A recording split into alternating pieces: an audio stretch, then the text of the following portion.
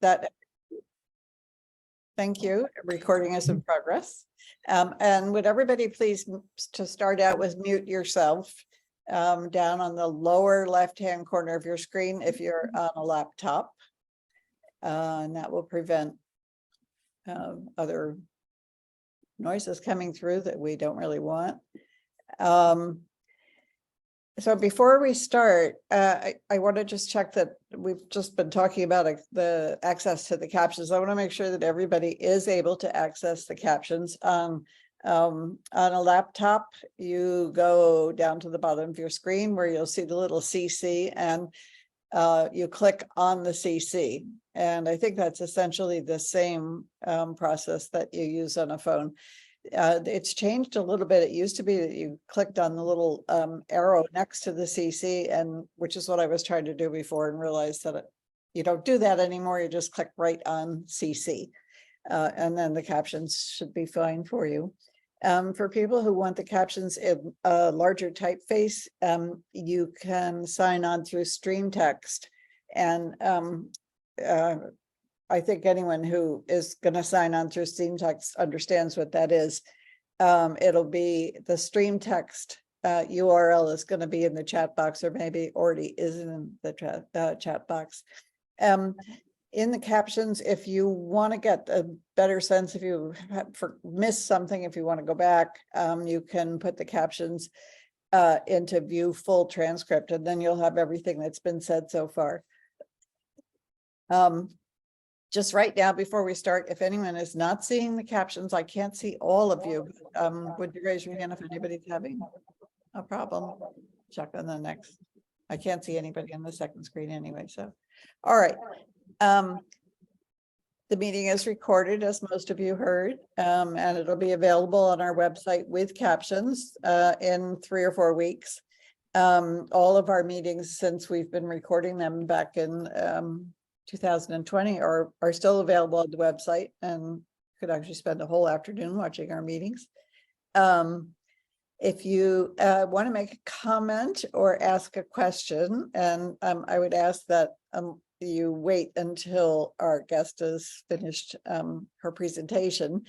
At the bottom of your screen, you're going to go to reactions, and in this case, you click on the little reaction thing and it says raise hand, and I'll get a list across the top of who wants to speak, and I'll try to go in order. And then after you speak, please lower your hand.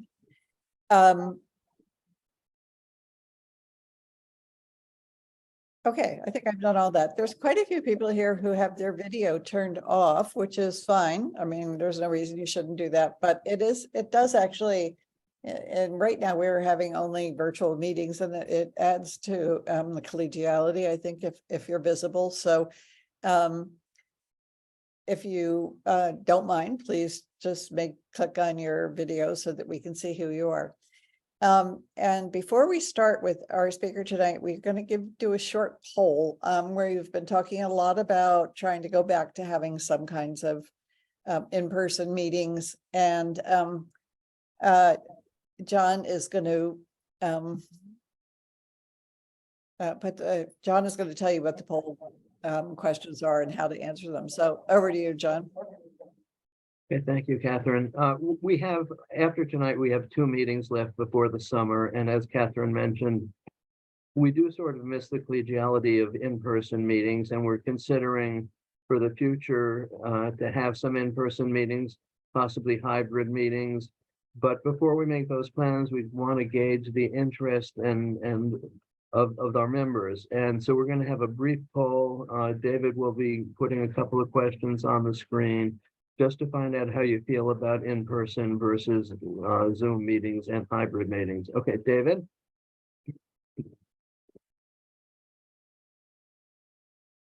That should be up, I think. Okay, in future, we were hoping to return to having in-person meetings in Manhattan at a location to be determined. Would you attend meetings in person? If not, why not? And please choose all that apply. And then the second question is, if we make the meetings hybrid available on Zoom and in person, would you attend in Zoom or in person? So answer those. Oh, okay. And then I have to scroll down. I don't know how it appears on your screen, but there's a third question. We're trying to understand our audience and would like to know your age. So please check the appropriate box. Thank you, David. And in a minute, David will let us know the outcome of all that. Sounds good. People are still responding, so let it go.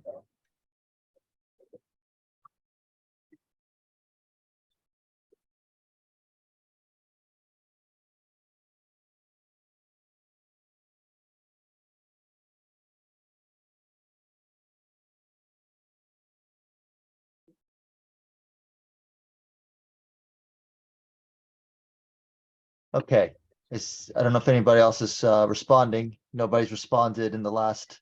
Oh, we got a few more coming through. Yeah, and another one. Okay. We've got 86% of people have responded at this point. Okay, Okay, shall I cut it? Are we done? Yeah. We good? Sure. Good. Okay, thank you, everybody.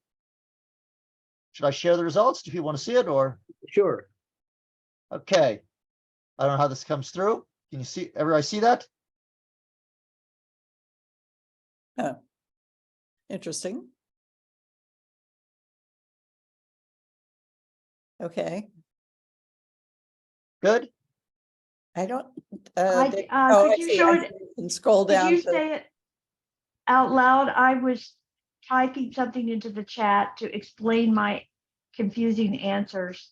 So would you Oh. mind reporting on the prevailing opinion? Sure. So the first question, would you attend? If not, why not? So 52% said yes, you would attend in person.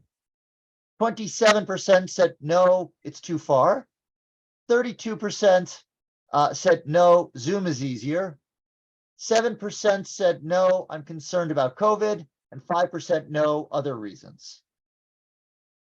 And then the next So that, question of course, is, adds up to more than 100%. but we're I allowed guess to there's some answer no overlap. I for, don't know if people answered, you gave two answers on a couple of them. Probably they did. I said, please choose all that applies. So that's okay. yeah. The next question is, if we make the meetings hybrid, available on Zoom and in person, would you attend on Zoom or in person? And we've got 68% said they would be interested in Zoom, and 43% said in person. Again, more than 100, but that's okay. People may be interested in both. And then the next question is about age. 2% were between 20 and 40 years. 11% were between 41 and 60 years. And 64% were between 61 and 80. And 23% were above 80 years. Okay. All very interesting. Thank you, David, and thank you, everyone, for your responses. Thank you. So, Catherine, I'll turn it back to you. okay, we are going to follow up with this poll, I think in the next news and views or possibly in an email blast.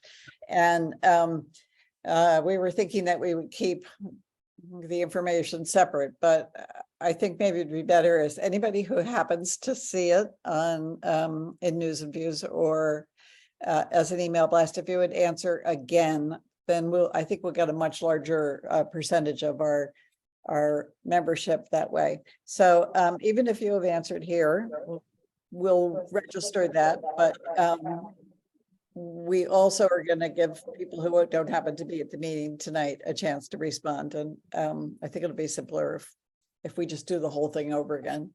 So I want to move on now to our speaker, who's a really wonderful speaker. Some of us have heard her talk. Vanessa, somebody, I'm sorry, hearing some noise from somebody. David, Yeah, sounds like some feedback, but no one's unmuted other than you, myself, and John. And now it's just you and I. okay. All right. Okay. Vanessa AineLeigh Kelly is a member of our board, and she is going to talk tonight about meditation, mindful movement, including yoga, and immersion in nature as ways of coping with hearing loss, which she herself has done very successfully. She's going to talk about how these techniques have been really profoundly transformative for her. Vanessa has a very long and impressive resume, and I am not going to try to summarize it here because it doesn't really summarize very well. It's very varied. But many of you probably read it in the announcement of this meeting. I don't want to take time away from her presentation, but Vanessa, please, whatever you think is relevant, please include it in your presentation. We really hope to have time for audience discussions, member discussion at the end of this. I'd ask that you please hold on until Vanessa's finished her presentation, and then you can ask questions either by raising your hand or putting the question in the chat. So Vanessa, thank you very much, and it's all yours. Bye. Great. Thank you so much. May I just first do a sound check? Can everyone hear me okay? Great. If that changes, please just interrupt in the middle. So again, my name is Vanessa. Lovely to see all of you. Thank you. Thank you to all of you for joining. My pronouns are she, her. And for those of you who having a visual description of me would be supportive to your participation this evening. We are located on the East Coast. It's not evening for everyone. I am a white cisgendered woman with with blue eyes, blue eyes, red hair, long red hair, and I'm wearing a black shirt, and I am against a white background with the HLAA logo. I apologize. Those of you who live in New York know that, of course, you have to have a delivery while you're presenting. I have hearing loss. I've been deaf since birth, and I wear a cochlear implant, but I just only recently got my cochlear implant within the last year, in one ear, and a hearing aid in the other.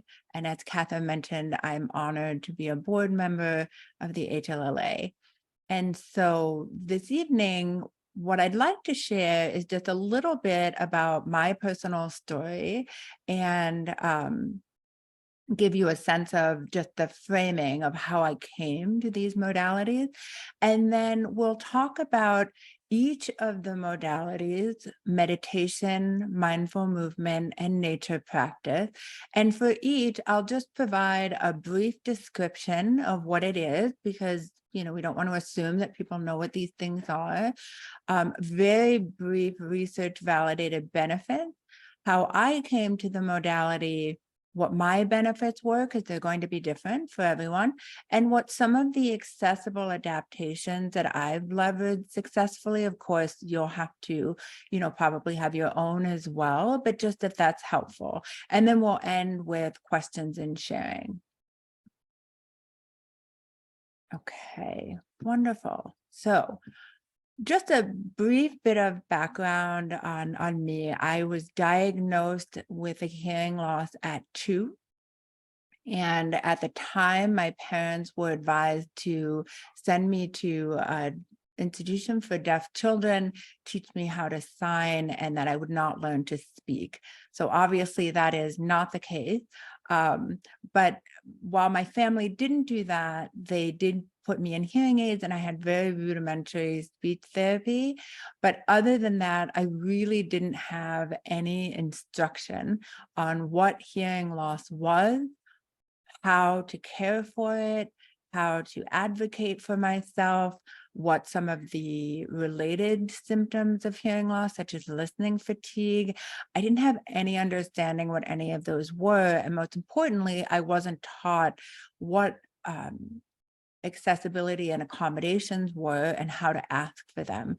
So I spent most of my childhood in, really just trying to grit through, trying to do the best I could in being able to hear. I learned how to lip read, and I learned how to, just do compensatory things like sitting in the front of the class, things like that. But I really didn't actively care for my hearing loss or for any of the symptoms that come along with hearing loss. And I certainly did little or no advocacy through requesting accommodations or just honestly sharing my hearing loss. I kept it hidden for most of my life. And that continued. And why I'm sharing that is because part of, ideally, if I were to have a child now with hearing loss, the first thing I would do, aside from caring for the actual hearing loss with whatever medically was appropriate to do so, there would be a whole psychological and advocacy component as well. Not only teaching how to care for your body and how to care for your actual hearing implements, but also how to resource yourself for some of the challenges that you face, whether that's discrimination, whether it's exhaustion, whether it's exclusion, or whether it's just navigating an inaccessible world, the challenge of doing that. And I didn't have any of that. And as I went into my adulthood and continued through graduate school, I'm a corporate lawyer by training. So I went to law school and then did a master's in law after law school, and then worked in corporate environments, basically, as a lawyer in a law firm, but also now I've been working for a large global investment bank for over 10 years. So working in pretty intense competitive environments where for most of my time, I did not disclose my hearing loss. I hid it. So I had professional achievement, but I had intense sort of physical and psychological burnout after years of not only a childhood, but then most of my adulthood, really hiding my hearing loss and not caring for it. So there was this, I like to think there's a physical component of it, just the sheer exhaustion of not hearing. And also just the psychological exhaustion of hiding and feeling ashamed. And then just the logistical exhaustion of trying to navigate when you don't hear, and all the compensatory things that you do, like being hyper vigilant and trying to, monitor situations to make sure that you're not going to miss anything, or that, you don't appear a certain way that you don't understand, things like that. So fast forward, I'm condensing a very complex story for the sake of time, into a very 3 sentences. But fast forward, I hit a point where I just was completely exhausted, physically and psychologically. I really, because my hearing was still very much hidden at that point, I didn't really associate that with my hearing, but it was these 3 practices that allowed me to really see, there's a large part of this is driven by the fact that I am out of alignment, out of integrity on my true self, my own, truth, which is I am a woman with a profound hearing loss, and I'm needing healthcare around that, as well as the support.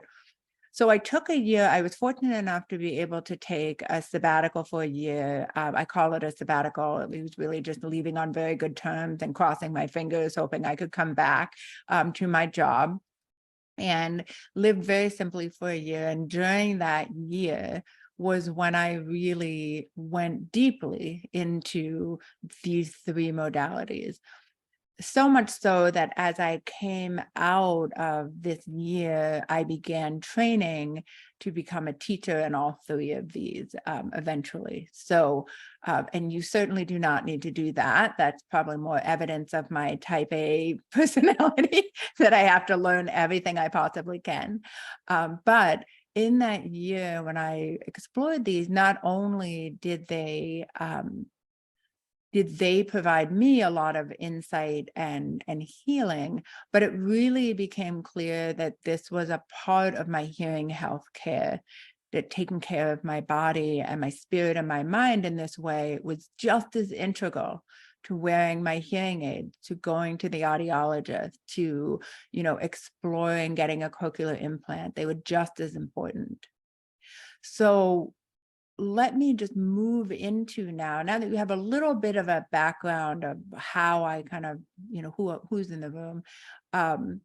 Let's start with meditation. So meditation, thankfully, now has gotten, very, very popular. And I'm sure all of you have at least heard of some form of meditation or mindfulness, but just to level set what we're talking about, I love this definition by Jon Kabat-Zinn, who's he's famous for creating one of the first research validated secular forms of mindfulness. He introduced it into the healthcare settings, and he defines mindfulness meditation as the awareness that arises from paying attention on purpose in the present moment without judgment. So it's those 4 kind of components, but you can describe it a variety of different ways, but it's basically being compassionately aware, being in the present moment and holding yourself and what is in the moment without judgment, with curiosity and without judgment. Meditation, many people will have the thought of someone sitting on a cushion, and that's one way to do it. But actually, meditation can be done sitting, standing, walking, or lying down. It can also be done with your eyes open or closed. You do not need to close them.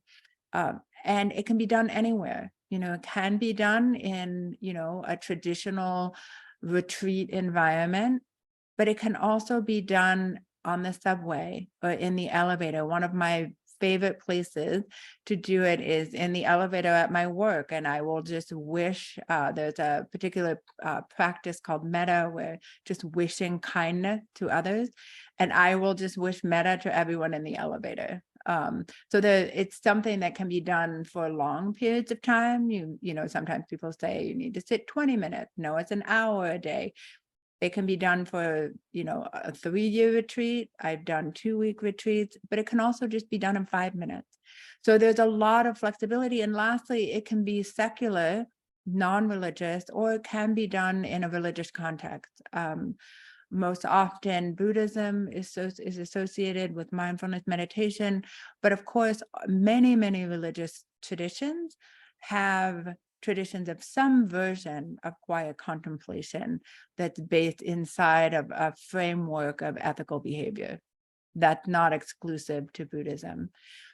And so why would we do meditation? Well, the research on meditation and the benefits of it is unbelievable. And I'm not going to, because I wanted this to be more personal, but if you want, I'm going to share just a few from the Mayo Clinic. But if you just Google research benefits of meditation, you will see that there's lots of it. And the Mayo Clinic cites some of, you can gain a new perspective on stressful situations. You can build and manage stress.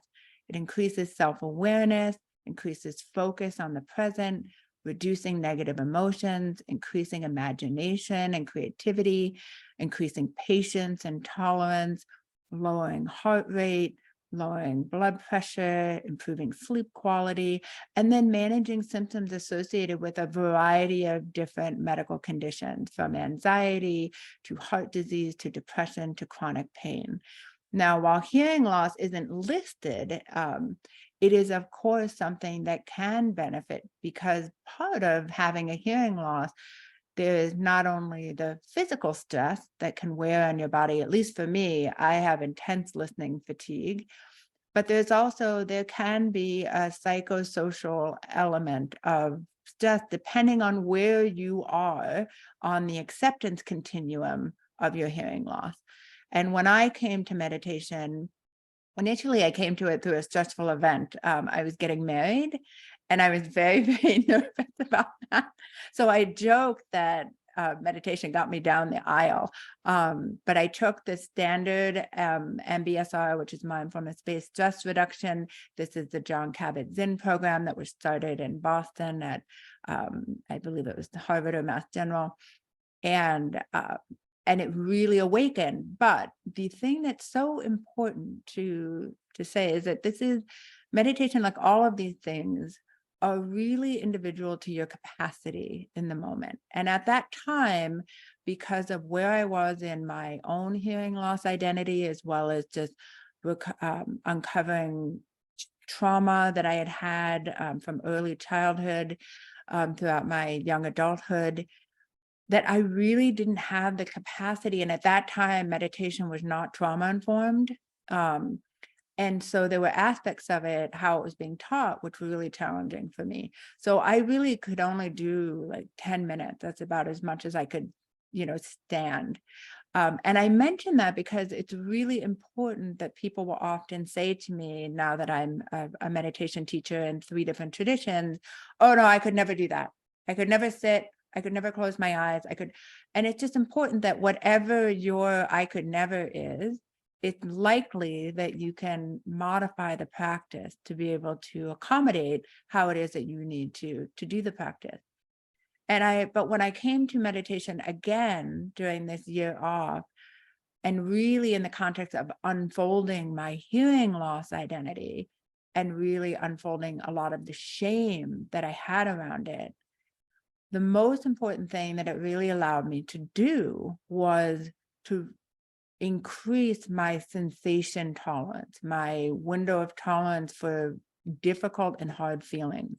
Because it's one thing to know what they are, but it's quite another that if you can't feel them, if it feels intolerable to feel something that is challenging or difficult, it's not going to allow you to work through whatever it is you need to work through.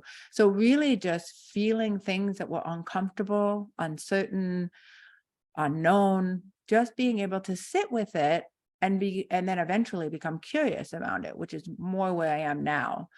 But it also really helped me with my own regulation and my reactivity. So because of both the trauma and the deafness, I had a lot of hypervigilance. I was very reactive.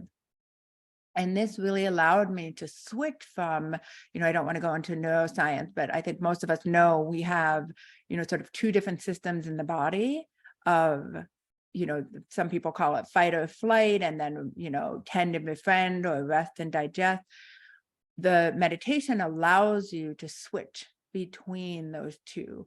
And so I could move out of the fight or flight or freeze and into a much more relaxed state, not because relaxation is the ideal state, but it's more a state of equanimity, a state where I could just be thoughtful and open and curious. And you can't be that way when you're in, fight or flight. Literally, your prefrontal cortex is shut down. So you don't have access to higher thinking and higher functioning.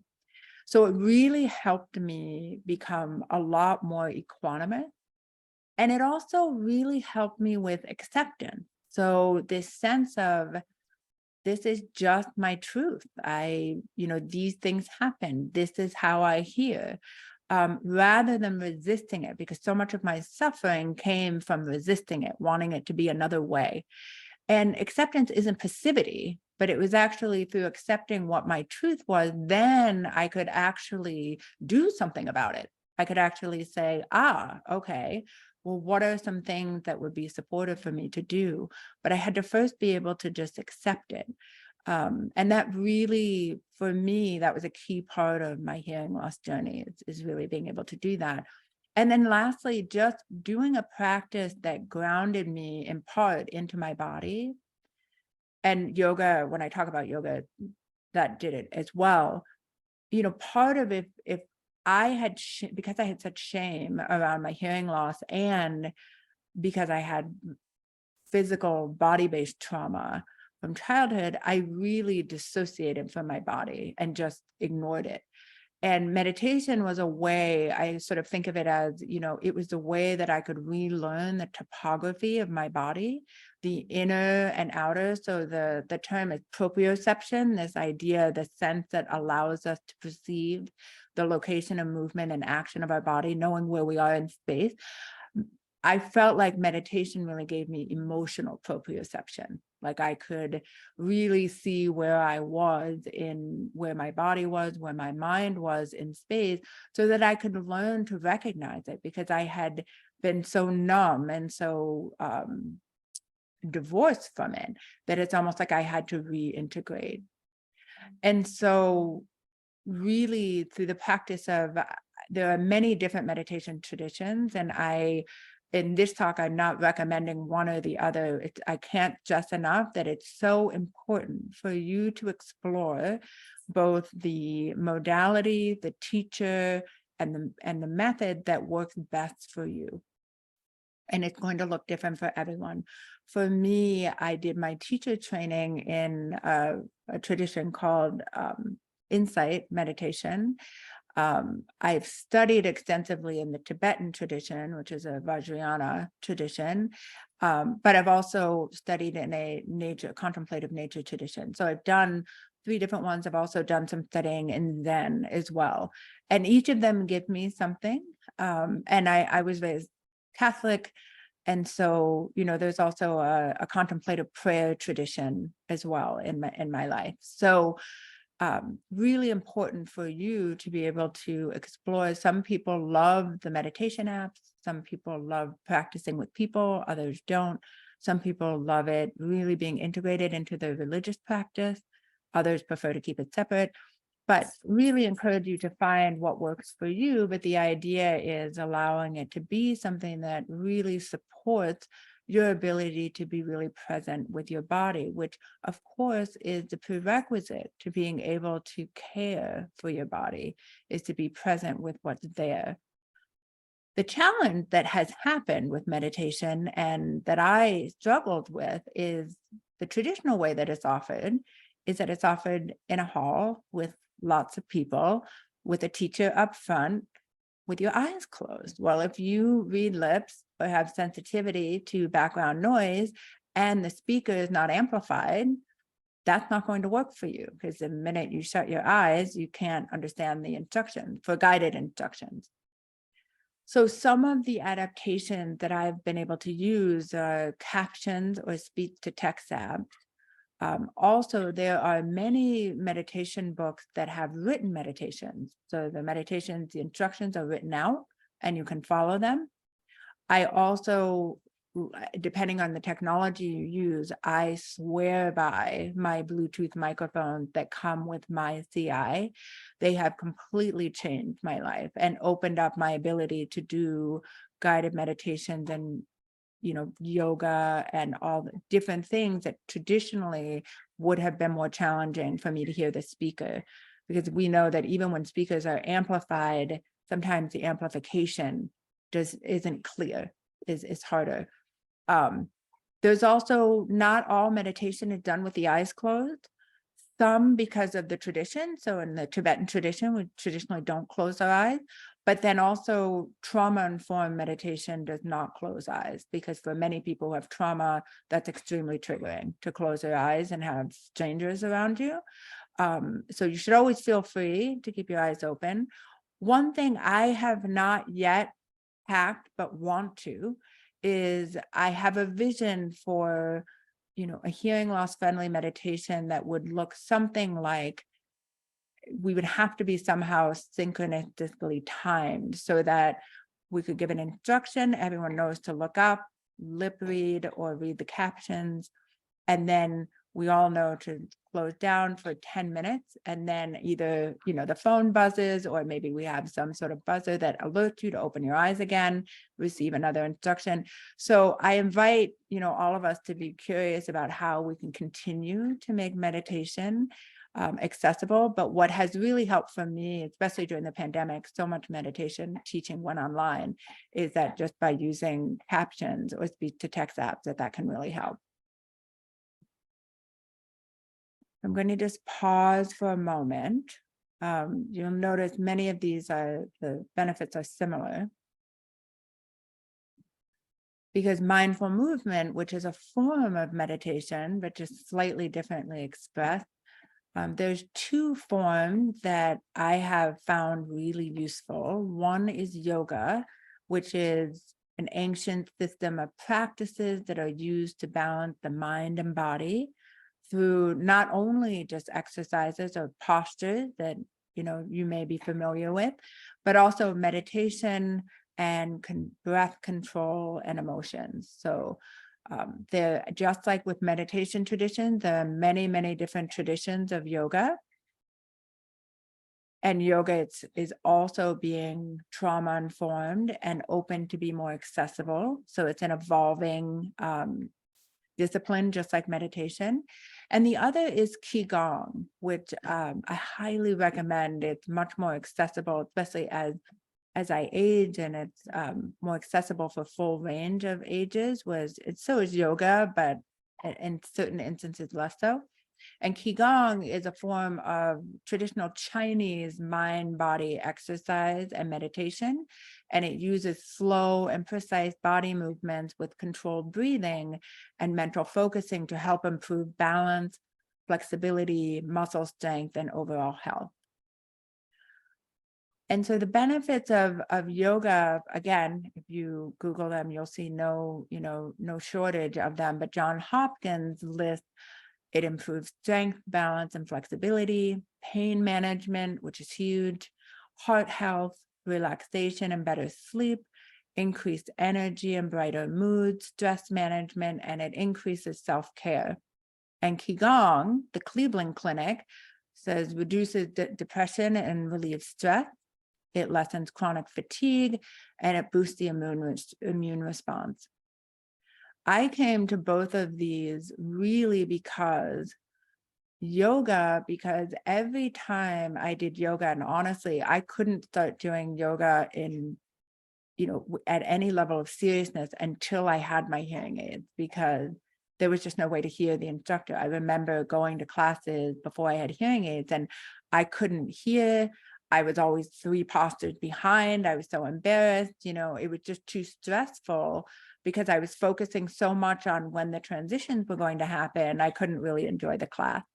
So it wasn't until after I got my hearing aids and had amplification devices that I could actually really start practicing. But I found that when I practiced yoga, that it was almost like a truth serum to my body, that anytime what would come up in yoga, I could access a level of truth that I just simply could not otherwise, not in talk therapy, not anything.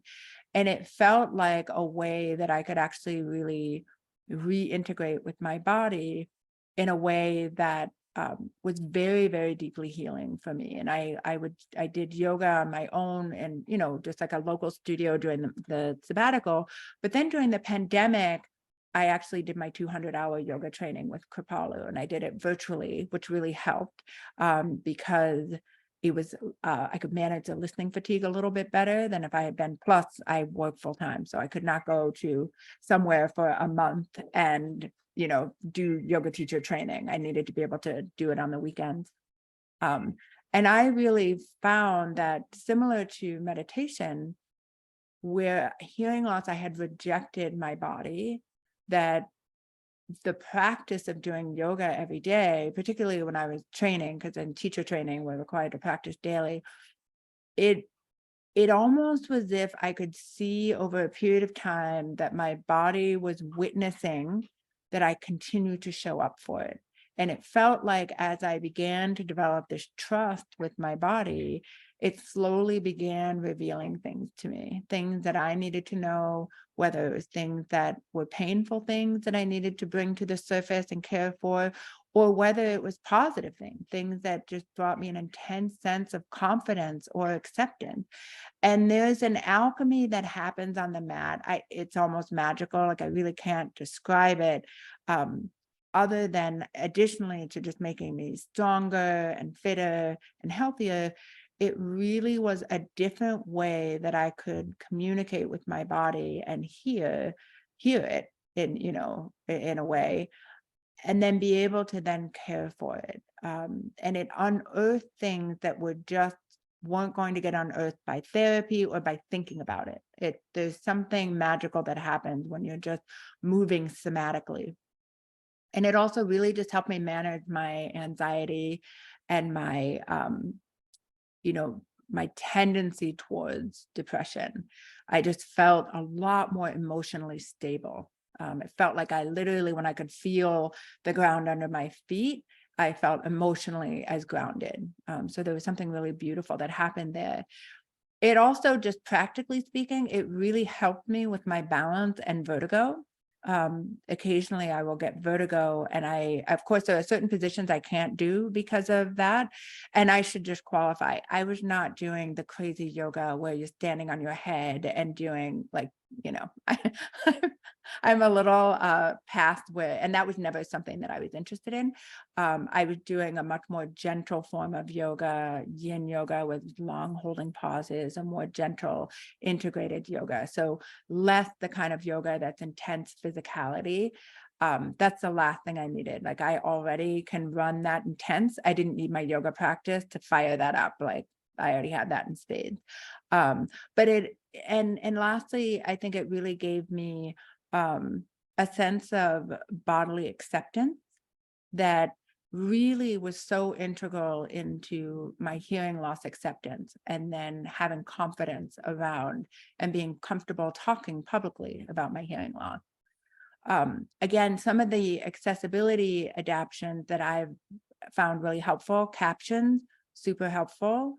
Virtual practice is really helpful, because for me, I would stream directly from my device into my hearing aids and be able to hear the teacher. Really critical that I would use Bluetooth headphones and microphones, and that the teacher uses it. So one thing that I think is really important is making sure that whoever you're using, like, and typically it's the higher quality production of the video, you're going to have better sound quality. So, even though it can just be someone teaching yoga out of their living room, if they have really good Bluetooth microphones and setup, you'll hear them great. Sometimes people don't do that, and I can't understand that. Even in subscription yoga services, if they just don't have good production quality, you won't be able to hear it.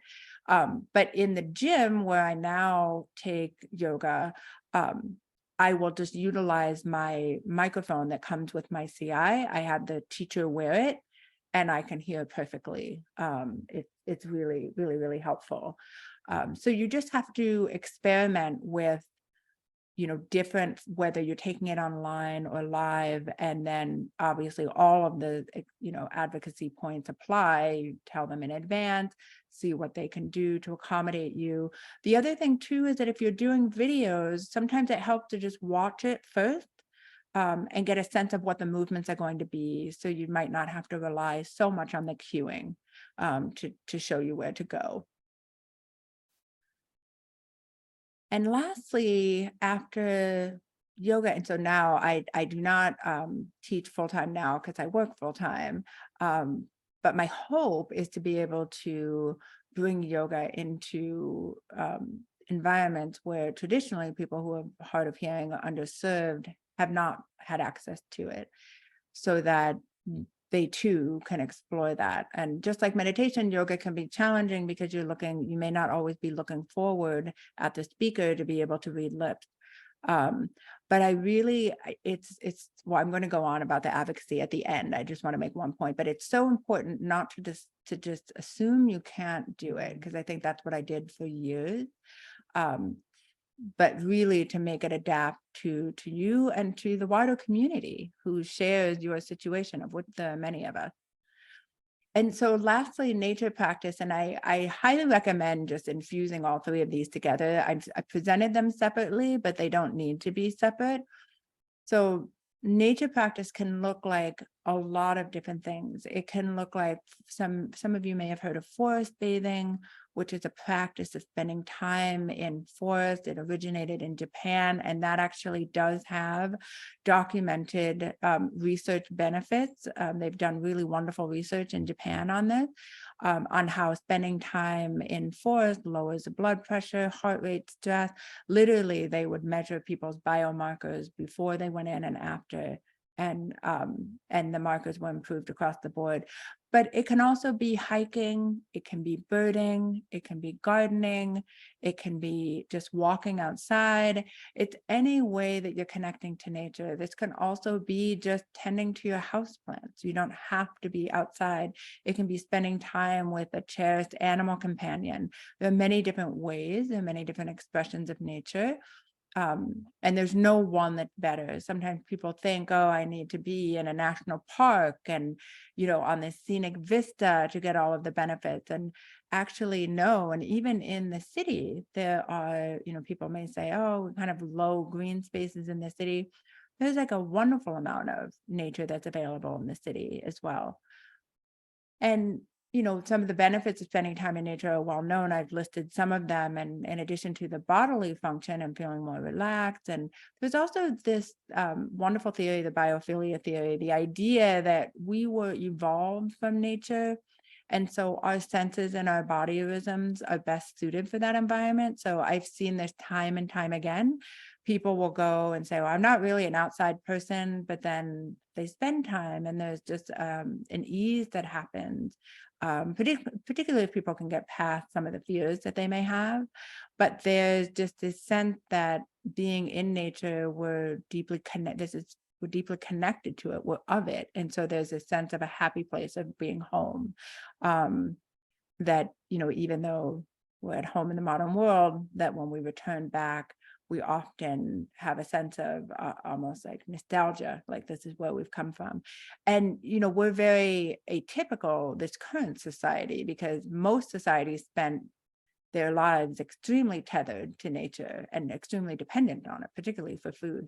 We have been able to separate ourselves quite a bit, and that separation is really harmful for a variety of different reasons. They've also done really fascinating studies that when people are recovering from illnesses, whether in a hospital or otherwise, that those that have access to even a vista of nature heal infinitely faster than those that don't. So how I came to it is that it really started in my childhood. So I grew up in a tiny town in Minnesota, and we were in a pretty rural area, and I would often go into nature for safety, for essentially to get out of my home and to have a place that was silent, where there was not conflict, and where it was physically safe. And so I've always had a very a deeply emotional connection to nature, because it was a place that was my first place of safety. And it was also the first sort of, I want to say, relationship that felt safe. My first safe relationship was not with caregivers, not with humans. And that's the case for a lot of people.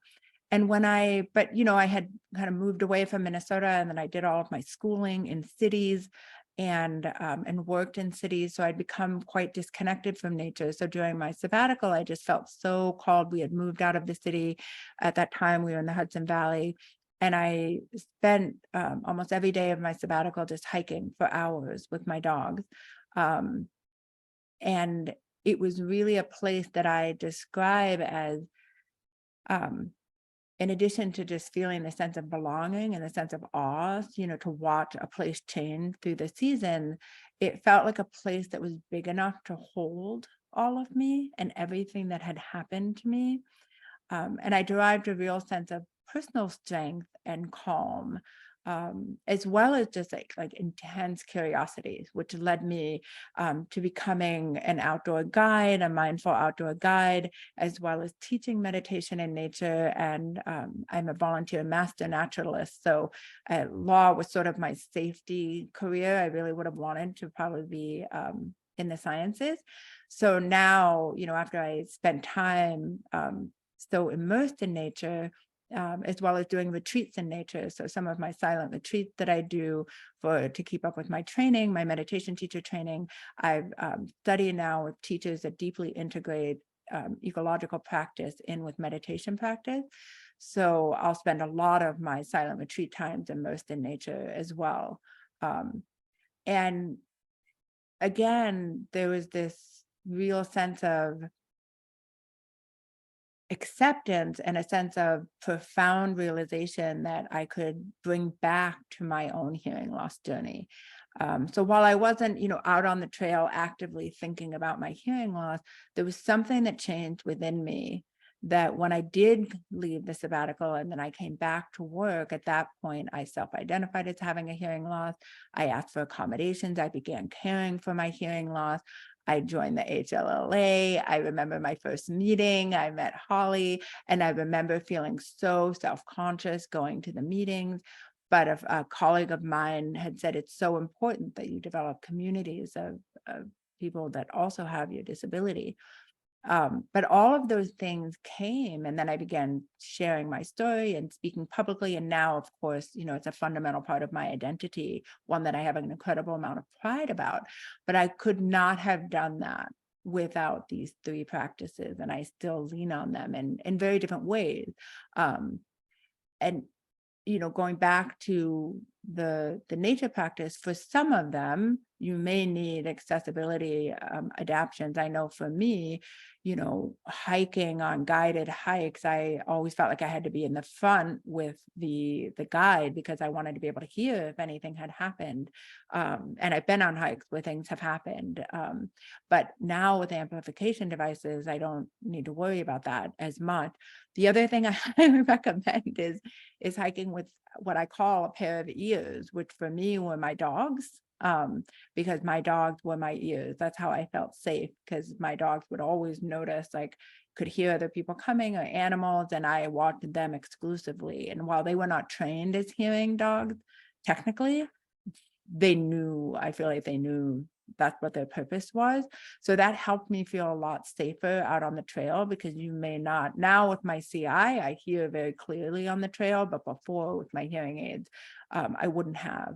So there is a safety issue. It can be a safety issue if you're by yourself, but also, being able to hike in pairs or hike in hearing loss friendly groups, groups that are willing to be able to ensure that if you're not going to be up front, because typically to keep pace with the leader, you usually have to be, kind of at the top of your physical condition of the group. That's not always possible, but being able to have groups that will accommodate your hearing loss. And, I've just given you a very brief overview of these 3 things and how they've changed my life, and how, I really use them as a form of not only just when I care for myself, it's not just putting my hearing aids in, it's not just making sure that I have the accommodations I need. There's a whole form of resourcing that needs to happen. I think of it as like filling a tank, and being able to not only physically resource yourself, set your body up for the stress and strain that a hearing loss may cause on your body, giving it what it needs, not only rest and sleep, but movement, equanimity, wonder, and all these things that just make us happy. I think of that as just as critical as anything else that I do for my hearing loss, and actually not dispensable, not like a nice to have. And they all interweave in different ways, and they also offer other benefits. For example, most of these things are done with groups of people, and interpersonal connection is so critical, particularly as we get older, and particularly if you have a disability. The statistics show that people who have hearing loss can be more isolated than those that don't. So all of these can be a way to also care for that real deep human need to be connected. The other thing it can do is, I think it's so important that in the power of inhabiting what may seem like inaccessible or unfamiliar spaces as a form of advocacy. Yes, it might be challenging to have to explain why you need X accommodation or not, but if you have the capacity to do that, it's so important that we show up so that others can see that there's a whole variety of ways to be able to experience life and to do these practices. And so now for example, the Dharma Center where I practice up north, they know now that when I come to retreat, I have the meditation cushion in the very front, in front of the teacher, is always reserved for me. And they know to check in and make sure that I can hear. When we do the hike, the meditations out on the trail, they give me a printed sheet of what the guided meditation will be, if the ambient noise is such that I can't hear. So, and now they're much more aware of that. And now when I go, the others that have hearing loss are directed to me with my consent, of course. So I love that this little Dharma Center has now become very hearing loss friendly, simply because I have chosen to go. And I think I just welcome all of us that whatever your space is that you're going into, that there is a real gift you're bringing others that may not be apparent to you in not only helping people understand the variety of different ways human beings walk through the world, but also making the space more open for others to join. And, probably not just me that's benefiting or you that's benefiting from the accommodation. There are probably others that also benefit. So I think it's just another thing to think of. It can feel somewhat frustrating when you go into spaces and maybe you're not received the way you would like to be received, but it's so important that we do expand our footprint and our presence into all areas, because most of the time I find people are curious and welcoming. The last thing I would like to just say is that it's so important to explore what care looks like for you. None of this is intended to be prescriptive. It is just an offering of what has worked for me. It may or may not work for you right now or ever. All of these modalities have very different expressions, and it's so important that you are the expert on your body and your experience. Not the teacher, not the program, you. And anyone who's not willing to support that, I generally won't practice in that environment. I feel like there's an integrity when the teacher understands that the ultimate, right of what I feel comfortable doing sits with the student. And so it's really important for you to find what works best for you, and also to explore outside of these three things. This is only 3 of hundreds of modalities that can be healing and caring for having a hearing loss, and that sharing that, if you feel comfortable, with whether it's your group of friends or in a forum like this, so that others can maybe be curious and explore those as well. Because I feel like how we care for ourselves allows us to then hopefully be able to care for others. And so just sharing that, to feel free to take this and make it your own, whatever that looks like, wherever you are in your body in this moment. And for that, so as a transition, we would love to open it up for either question, but more importantly, if there are things that people would like to share that have been helpful and healing as a form of care for their hearing loss or their loved ones that have hearing loss, we would love to have this space be an exchange for positive things that have worked for people, so that we can all come away with different options and different ideas. Thank you so much. Thank you, Vanessa, very much. There are a couple of hands raised already, and for anyone who came in late, I just want to reiterate how to ask a question. Go to reactions on the bottom of your screen and click on it and raise hand, and then you'll appear in order of questions. So we're starting with Al Chen. Al, you're muted. You're muted. Hello, can you hear me? Yes, now. Oh. Yes. Hey, thank you, Vanessa. Wonderful presentation, very helpful, and congratulations for all of your accomplishments. I have 2 questions for you. So whatever you could share would be helpful. I try to practice a variety of meditation myself every day for about an hour. But the first question is, this always happens to me, probably 19 out of 20 times, is that after about 15, 20 minutes, I fall asleep during meditation. So if there's any insights on how to stay awake, I know I've tried focusing on my breath or just being mindful of my body, etc. But ultimately, 19 out of 20 times I fall asleep, and I'm hoping there's some kind of tip to not fall asleep. That's my first question. If you could share any insights on that. The second is that every day I have to deal with tinnitus, with ringing in the ears. And during meditation, I noticed that the tinnitus actually gets louder. And even though I don't try to be judgmental of it. I try to accept it. I was just wondering whether you had any insight on how to make that softer. Thank you. Thank you. Thank you for your question. So with respect to your first question on staying awake, so it's a two-pronged answer. One is, in the spirit of care, I would just want to invite you to listen to your body, and perhaps your body is asking for rest, and to allow it to have rest. Because so often, that's a very, very, very common occurrence inside of meditation, very common. And the first is to really just think, can I allow this? Can I just allow my body to rest? Now, there are times when maybe, we don't want to fall asleep, and maybe we would like to invite our bodies to have more presence.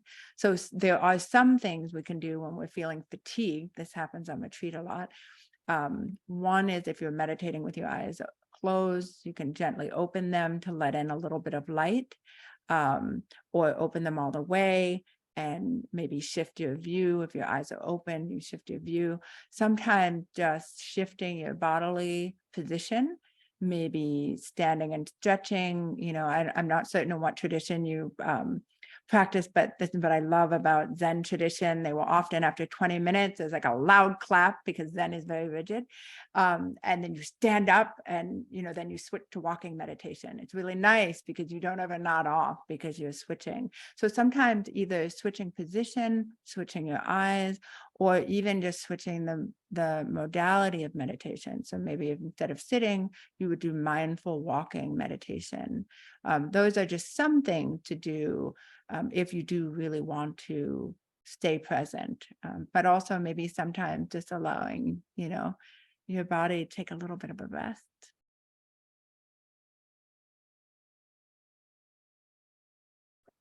Thank you. That was helpful. Vanessa, did you have any thoughts about Al's question about tinnitus while he's meditating? Oh, thank you. Thank you. And the second question, so obviously I'm not a medical care provider, so while I can't comment on what would make something louder or softer in terms of that condition, it doesn't surprise me that when you bring greater attention to it, it may become, more prominent, right? This is also the condition when you're using meditation in a chronic pain condition. And so some of the things that, when you have something in your body that is very present and prominent in a way that may not be pleasant, is to really bring two things to it. One is a real spaciousness, like a real sense of allowance. And I'm a visual person, so I like to literally visualize creating some space for it to sit inside of. And then get very curious as if you were describing it to someone who had no idea what it was, or a child. So sometimes some of the inquiry questions we may use are like, if this had a color, what would the color be? If this had a temperature, what temperature would this be? If it was a shape, you have to find the inquiry question that sits naturally for you. Some people find that off-putting, other people love them. But the idea is that you interact with it in a way with just this real compassionate curiosity, and often counterintuitively, by bringing more attention to something, it actually causes it to fade, or you will begin to notice that it has valences and variances. So for example, you may, sit in meditation and say, oh, my back hurts, my back hurts, my back hurts. But then when you start really paying attention, you'll notice, oh, it's a burning tightness, but was a 10 and now it's like a 2. Oh, it actually shifted to the left. You start to see that there's an impermanent nature to it, that it's always changing. And sometimes that connecting to that nature of impermanence of the sensations in our body help us hold them better. Because for me, when something feels intolerable, it's because I think it's never going to end.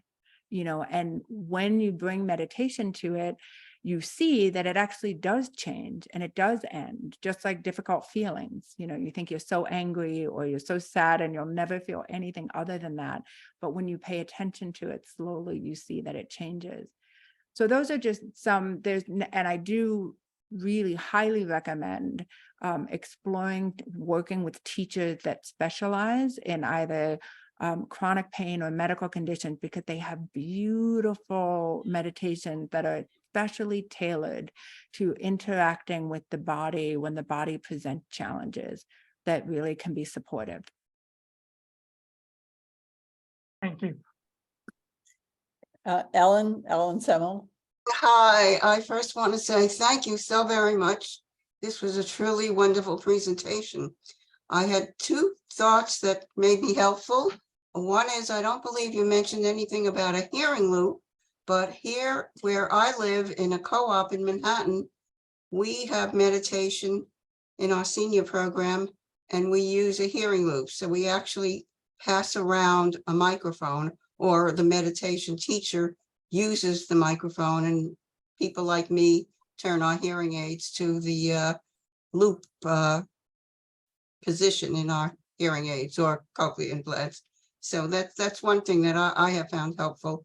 And when you were talking about yoga, I know at this point in my life, I can't do a lot of those kinds of positions, but also here where I live, we have what's called chair yoga for seniors. And I find that really, really wonderful. It's really helpful in many of the ways that you already expressed. So I just wanted to mention those two things. And thank you again. Thank you, Ellen. First of all, yay, where you live, they get an A+ for accessibility. That's wonderful. I didn't mention it because it's so rare that that's the case, but yay, having a loop facility. Maybe eventually we'll find a very large donor for the HLLA, and we'll not only have a permanent meeting place, but then it'll be looped and we'll offer accessible classes and everything. That would be my dream. That'll be my dream. But I also love that you mentioned chair yoga, because there are a whole series. There's gentle yoga, there's yoga that is targeted for certain populations and certain body types, certain body capacities. And chair yoga is wonderful. I often, if I teach I've taught a little bit in a corporate environment, and we'll usually do chair yoga because you can do it, you know, in your work clothes and the like. So do check that out. But also there's also yoga therapy, meaning therapists that are trained in using yoga as a medical modality, just like if you were getting physical therapy. And so I highly recommend, I don't know how much of that is covered by insurance, but I recommend exploring that as well. There are therapists that will work with you in yoga in a medical capacity.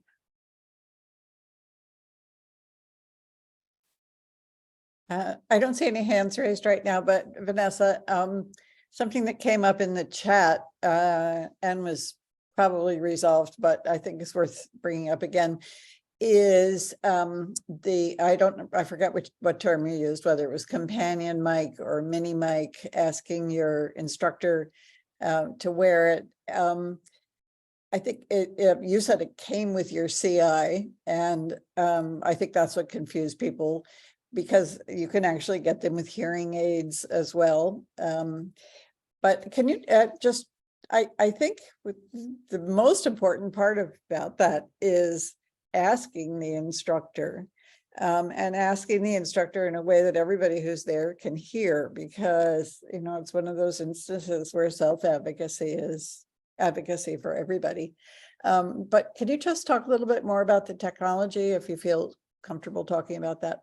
Yeah, absolutely. So Catherine is absolutely right. So depending on whatever hearing amplification device you have, certain hearing aids, I think most, but I'm only familiar with Phonak because I used to have Phonak, will also come with some form of Bluetooth microphone. So for Phonak, it came with a small disc. It was called I think the Roger something. Others come with a pen that looks like a miniature microphone. I'm sure, you know, many could chime in, but the idea is that it is a portable mic that operates on Bluetooth that streams directly into your hearing devices, whether it's hearing aids or whether it's a CI and a hearing aid or just a CI. So I use a Bluetooth microphone that streams directly to my CI, and my CI then streams to my hearing aid on the other side. And when I use this all the time, and I'm shocked when I go to my audiologist, they say that some of their patients just refuse to learn how to use it or they don't like it. I use it not only for in the gym. I mean, I literally can take gym classes now that I could never take before. I could never take bar where the music is really loud, but now I can hear directly into, you know, my hearing aid. But I also use it out for dinner. I use it, you know, to loop in theaters as well.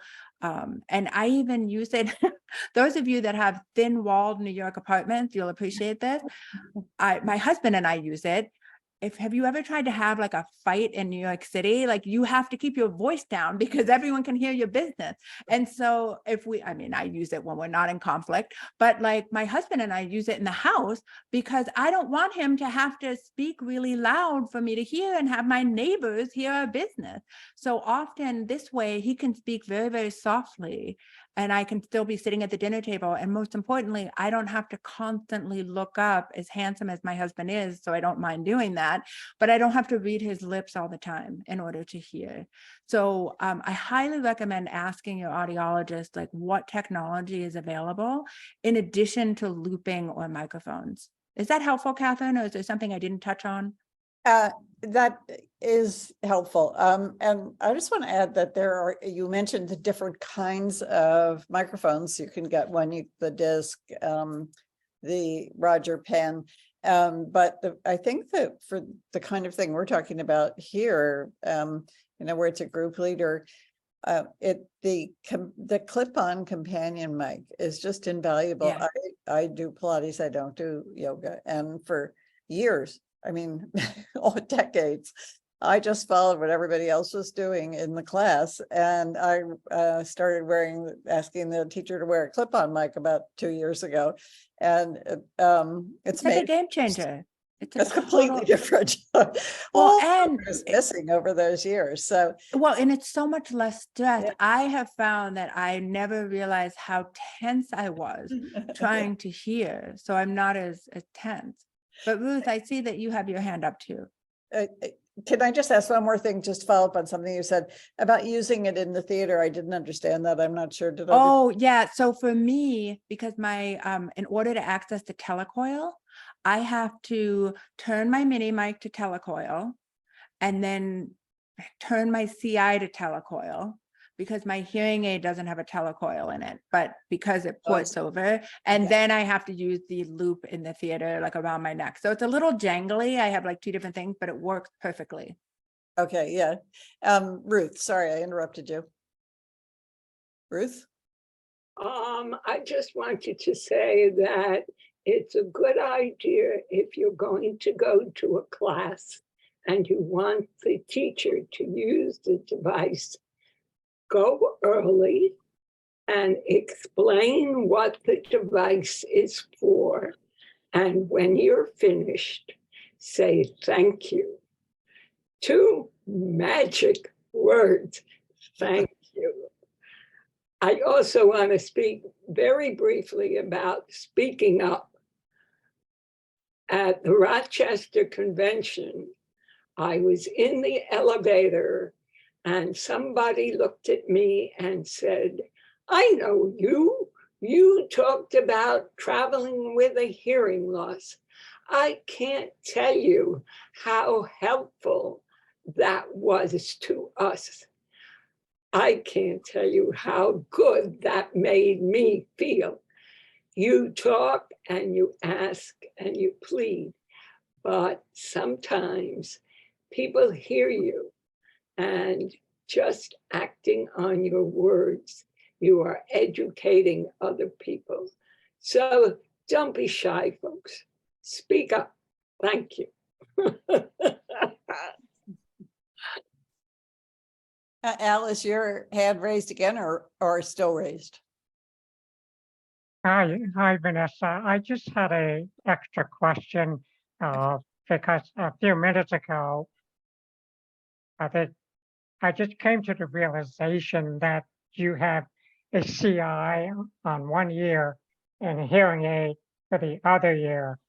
And I'm curious as to whether or not, since you will be hearing the sound simultaneously, whether there is a difference in what you hear with the hearing aid versus what you hear with the CI.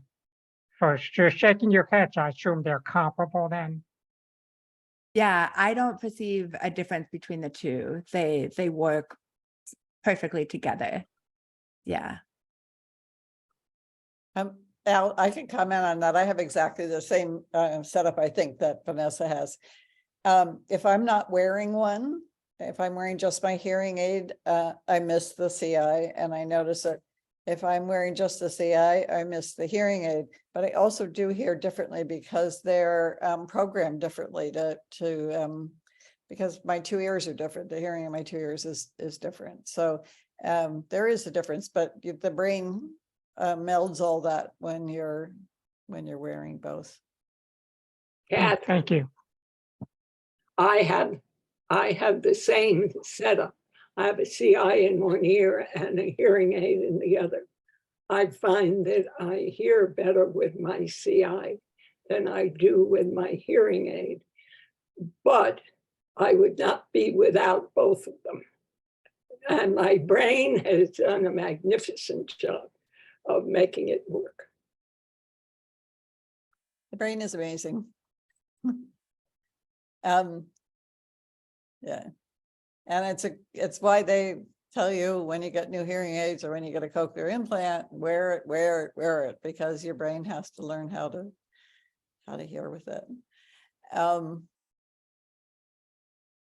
anybody else have questions? Anybody have any experiences they'd like to share? I have a lot of questions for Vanessa, but I don't want to. I'm happy to stay as long as anyone wants.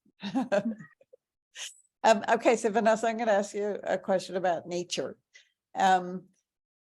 When you are in nature, are you listening to nature? Is that part of and Yes. do you find that you are now experiencing nature in a different way than you did before you had such good hearing? Oh, what a beautiful question. It's such a beautiful question. So yes, so I will, I was very scared to get a cochlear implant.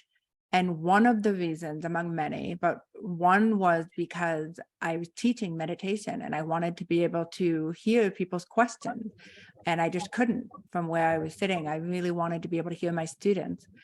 But the other reason is because I am a huge bird lover and I wanted to hear bird sounds and I couldn't with just my hearing aids. And so, yes, getting a cochlear implant and a hearing aid has profoundly changed my nature practice because I can hear so much more. In addition, when I'm hiking, just practically, if my husband is behind me, I don't have to constantly turn, which is dangerous to do if you're on uneven terrain. So typically we have to just not talk, which is fine if you're doing like a silent meditation hike, but not fun if you're on the only way we could talk is if we were on a path wide enough that the two of us could be next to each other. So it allows communication to be a lot more seamless. And also that makes it safer too, because if it's like, hey, someone's coming, leash the dog or whatever, I don't have to turn around and say, what did you just say? But also I just want to highlight being in nature. For me, there are the rich sounds I can hear. So I can hear my feet crackling on the ground. I can hear, the birds. I can hear animals, but there's also a really beautiful practice of silence in nature and being able to hear through silence. There are many other ways, which is why I always felt so comfortable in nature, because to me, silence felt like its own language that I was fluent in. And so to me, there was a richness of nature. And so while maybe I couldn't hear the birds, I could I could see the shimmering of the trees. I could see birds flying. I could, tracking is a beautiful way to hear the forest. It's like, if you know how to watch for tracking on animals, I can look out and see depressions in leaves and see exactly where, a family of deer walked through, or I can see, tracks that have been left and how fresh they are, how fresh the scat is. I can hear, animals going through the forest without having to actually hear anything. And there's very few, other than reading, there are very few environments where you can hear without hearing. It's just a different way of hearing. And so that's what fascinates me. So it's a both and. There's a lot of sound now that I have access to, but there's a whole part of nature that doesn't require sound. You can still be deeply connected and integrated in. All right, Arlene? Hi, I'm a cochlear implant user for many years. And what you were just talking about with nature and silence and quiet, I have a blog from over the years, and one of my entries was in nature, quiet versus silent. And I was in Florida and in one of the nature groves, and in a little pavilion having lunch, and there was nobody around, just the trees and the wind. And I said to myself, oh, this is quiet. And then on just why I did this, I have bilateral cochlear implants. I took them off. Silence. I mean, like, you know what I mean? Dead silence. And then I put them back on. Quiet, and quiet wasn't totally quiet. There was the wind and the rustling, just what you're describing, and you just made me think of all that. So Ask Arlene is my blog, and it's easily found, and has a whole entry just about that. So you just might want to see that. It's really, yeah, it was a beautiful moment. So I appreciate your input too. Thank you. Oh, thank you. That's beautiful. That's beautiful. I love that there's a similar delineation of hearing versus listening, right? Like you can hear, but listening is a different, more of a involved activity than just passively hearing. So I love that, just the distinction. Thank you. Hey, David, we have time for you, and then go ahead. Great. I wanted to ask just more on this, on the same thread that you're talking about, Vanessa and Arlene as well. Listening to nature, whether that's to the birds or in the quiet when you're out in a nature environment. How did getting a cochlear implant affect things? How did that change your listening in these sorts of environments, or your hearing? I'm not sure which is the right term. Yeah. So it just expanded it greatly, David. I had access to a far greater amount of sound than I did. So my, ability to identify birds, to hear, different, just even the way the wind moves through, hearing my hiking partners, all of that. It also, because I had more access to sound, it really helped with safety. I didn't feel that I needed to be so hyper vigilant because I just had much greater access to sound.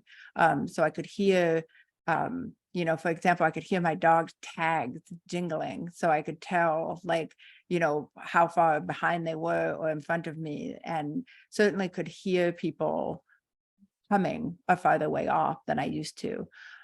So it gave me a lot more access. And this is also helpful, like when I'm camping in a tent, I don't feel quite so exposed because I can actually hear what's going on. But some of the sound too are just it's like a symphony. It's, to hear a fire crackling is just so gorgeous. So it kind of opened up a whole element of beauty, but also an element of safety that I just didn't have to be so tense because I could hear. Now I haven't, since I've, obviously if I go, you can use an aqua pack, but if I go kayaking or out on the water, I take my hearing aids off. So that's a difference. So then I switch into hearing with my eyes. It's just a different way of hearing. It's not anything less though. And we're really at the end here, but Diane, do you have a fairly quick question? Yeah, I do. You used the word advocacy a lot, and I was wondering, like, with the accessibility tools, if there's something that the group provides in terms of advocacy. I'm not sure I understand your question. We do, I mean, I think what we're talking about here, and I think I use the term self-advocacy, is that when we advocate for ourselves, when we ask a teacher to wear a microphone, when we ask a venue to provide captions, when we ask a place undergoing construction and reconstruction to install a hearing loop, you know, we may be doing that for ourselves, but we're also doing it for all of us. So that's the way I was using the term advocacy. Sometimes it's more formal, you know, we actually as an organization make a request. But I think that over the years that I've been in this field, I have seen that, you know, all our speaking up it works. I mean, everybody understands captioning these days. You know, everybody knows how to turn the captions on their television. And, you know, that's something that I think 10 years ago, people thought, oh, you know, only a deaf person would need captions. And now everybody realizes they hear better with captions. So I'm not sure that answers your question. It's probably a subject for a whole a different meeting. We do have to wind up here. Arlene, is it a quick comment? Very quick, was just an answer to David's question. I will refer you back to my blog again, because I was in Florida in one of those bird sanctuaries, and I had a whole episode with me imitating bird sounds, and that was in the progression with bilateral cochlear implants, where I was kind of like a baby again, imitating the sounds as part of the progression of adapting to two ears. So I would suggest look for that too. It probably would spark some thoughts on your own. So ask Arlene. Go ahead. Thank you. Thanks, Arlene. If I can't find it, I may email you if that's all right. Okay, fine. Thank you. Okay, so just before we leave, I want to ask John Taylor again to speak. He's our program director, just to tell you what's coming up next month. Well, thank you, Catherine. We're actually very excited about what's coming up next month. Our May 16th meeting, for which board member Ruth Bernstein has helped organize a virtual tour of the Metropolitan Museum of Art. The online tour of museum will highlight, including works by deaf artists such as Goya and Hockney. There will also be works, Emmanuel Lutz's Washington Crossing the Delaware and Jackson Pollock's Autumn Rhythm. We'll also explore both grand and hidden spaces in the museum, such as the Temple of Dendur and the Astor Chinese Garden Court. The tour will be led by Met educator Lauren Eben. I don't know if that's pronounced correctly. And of course, our fabulous Lauren Schechter will provide card for us. So please stay tuned. That'll be May 16th, and we'll be sending out information about registration for the program. Thank you. Thanks, John.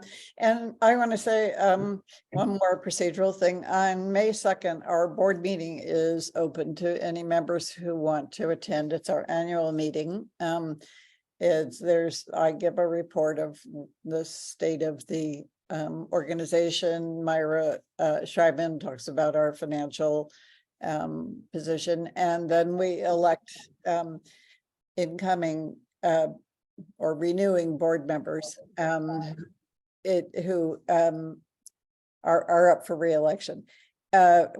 It is too late this year to nominate somebody for re-election, but I encourage anyone who wants to come to our meeting this year to see how it is, see how we work, just to write to info@hearinglossnyc.org. That email goes directly to me, and I will add you to the list to get a link to the meeting. It's May 2nd. 2 weeks from today at exactly the same time. So Vanessa, thank you so much. We have gone over time because everybody had so much to say and because you were so interesting. So thank you very much. And thank you. Oh, my pleasure. Okay.